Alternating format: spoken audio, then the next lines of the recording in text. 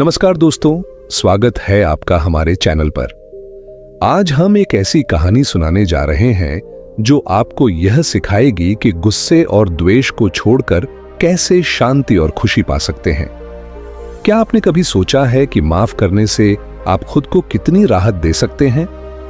तो चलिए बिना किसी देरी के शुरू करते हैं आज की प्रेरणादायक कहानी। बहुत समय पहले एक छोटे से गांव में रमण नाम का एक किसान रहता था। रमण अपने काम में बहुत मेहनती था, लेकिन उसका स्वभाव थोड़ा जिद्दी और गुस्से वाला था। अगर कोई उसे बुरा कह देता तो वह उस बात को दिल से लगा लेता और उसे भूल नहीं पाता। उसे हमेशा लगता कि उसे अपनी बेइज्जती का बदला लेना चाहिए। गांव के लोग उसे सलाह देते कि गुस्से और द्वेष को छोड़ दे, लेकिन रमण को अपनी जिद और गुस्से पर काबू नहीं था। एक दिन की बात है, रमण अपने खेत में काम कर रहा था।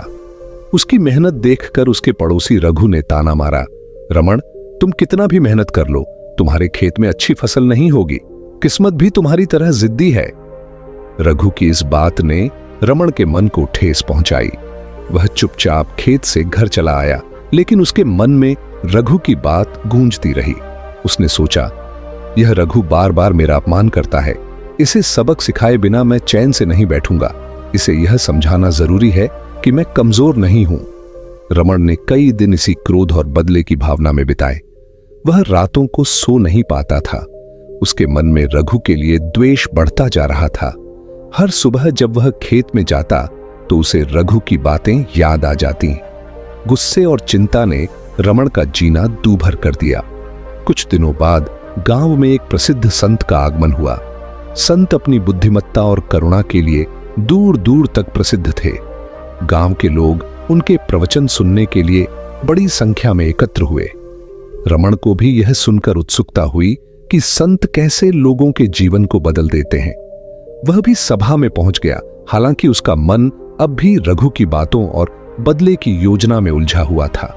सभा में संत ने लोगों को संबोधित करते हुए कहा, भाइयों और बहनों, जीवन में हर इंसान सुखी और शांतिपूर्ण जीवन चाहता है, लेकिन क्रोध, द्वेष और बदले की भावना हमारी आत्मा को बांध देती है। ये भावनाएं हमारे मन में अशांति भर देती हैं और हमें कमजोर बनाती हैं। मैं आपसे एक छोटी सी कहानी साझा करता हूं। संत ने सभा में एक कहानी सुनानी शुरू की। उन्होंने कहा, बहुत समय पहले एक व्यक्ति अपने कंधे पर एक भारी बोरी लेकर सफर कर रहा था। उस बोरी में बड़े बड़े पत्थर थे। वह व्यक्ति बहुत थका हुआ था, लेकिन फिर भी बोरी को कसकर पकड़े हुए था। रास्ते में एक राहगीर ने उससे पूछा, भाई, यह बोरी इतनी भारी है, इसे क्यों ढो रहे हो? उस व्यक्ति ने जवाब दिया, इस बोरी में पत्थर हैं जो मैंने अपने दुश्मनों के लिए जमा किए हैं। जब मुझे मौका मिलेगा तो मैं इन पत्थरों से उन्हें चोट पहुंचाऊंगा। राहगीर ने हैरानी से कहा, लेकिन यह बोरी तो तुम्हें ही थका रही है, क्यों ना इसे छोड़ दो और अपना सफर आसान बना लो? व्यक्ति ने कहा, मैं इसे नहीं छोड़ सकता, मेरे दुश्मनों को चोट पहुंचाना जरूरी है। धीरे धीरे बोरी का वजन इतना बढ़ गया कि वह व्यक्ति खुद चलने लायक नहीं रहा। वह रास्ते में गिर पड़ा और अपनी यात्रा पूरी नहीं कर सका। यह कहानी सुनाते हुए संत ने सभा से पूछा, सोचिए, क्या उस व्यक्ति ने अपने दुश्मनों को कोई नुकसान पहुंचाया? नहीं, बल्कि उसने खुद को कमजोर बना लिया। क्रोध और द्वेष का बोझ भी ऐसा ही है। हम इसे पकड़े रहते हैं, लेकिन यह केवल हमें ही नुकसान पहुंचाता है। संत की कहानी सुनकर रमण के मन में हलचल मच गई।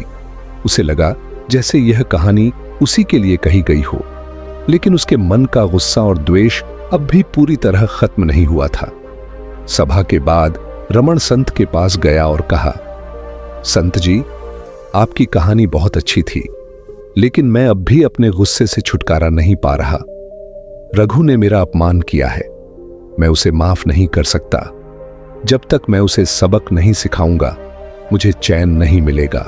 संत ने मुस्कुराते हुए रमण से पूछा, बेटा, अगर कोई तुम्हें एक उपहार दे और तुम उसे स्वीकार न करो तो वह उपहार किसके पास रहेगा? रमण ने थोड़ा सोचकर जवाब दिया, वह उपहार उसी के पास रहेगा जिसने दिया है। संत ने कहा, बिल्कुल सही। अब सोचो, अगर कोई तुम्हें अपमान देता है और तुम उसे स्वीकार नहीं करते तो वह अपमान भी उसी के पास रहेगा जिसने दिया है। क्रोध और द्वेष को पकड़कर रखने से केवल तुम्हें ही नुकसान होता है। जो तुम्हें अपमानित करता है वह तो अपनी राह चला जाता है, लेकिन तुम अपने मन को उन नकारात्मक भावनाओं में फंसा लेते हो। रमण ने यह बात सुनी और गहरी सोच में पड़ गया। उसने महसूस किया कि संत की बातें सच थीं।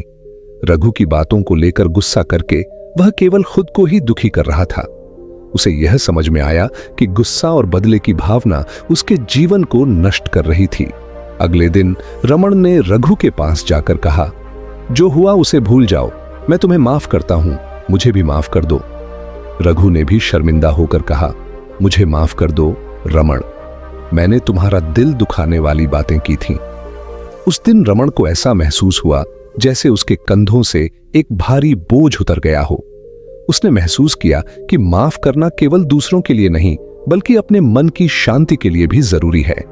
धीरे धीरे रमण ने अपने जीवन से गुस्सा और द्वेष को पूरी तरह हटा दिया। उसने शांति और क्षमा को अपनाया और उसका जीवन खुशहाल और संतोषजनक बन गया।